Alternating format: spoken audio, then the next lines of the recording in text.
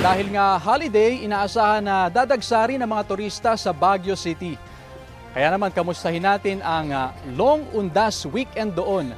Mag-uulat on the spot si Jasmine Gabriel Galban ng GMA Regional TV. Jasmine?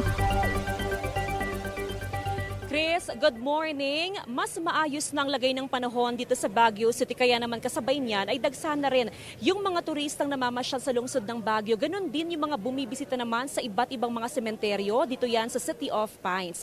Para sa mga akit pa lamang sa Baguio City mga kapuso, sa ngayon ay maluwag po ang Nagilian Road, partikular sa bahagi na malapit sa Baguio City Public Cemetery. Tuloy-tuloy ang pagdating ng ating mga kapuso dito sa Public Cemetery. Pinakamalaking sementeryo dito sa Baguio City ang public cemetery na may lawak na halos 3 hectares kung saan nasa may 25,000 ang mga nichong nakahimlay dito. Ayon sa Baguio City Police Office, inaasahan na aabot sa 50,000 ang bilang ng mga bibisita ngayong araw dito sa public cemetery. Maayos po yung sistemang ipinapatupad dito sa lugar. Nakabukod yung entrance ng lalaki sa babae habang meron ding nagsisilbing exit area para maiwasan yung siksikan papasok sa loob ng sementeryo. Nakadeploy din po ang halos sa 500 na kapulisan sa iba't ibang mga sementeryo dito sa City of Pines. Samantala, Chris, ayon sa otoridad, hanggang 6 p.m. lamang bukas ang Baguio City Public Cemetery. Lifted din po ngayong araw, November 1, ang number coding sa lungsod.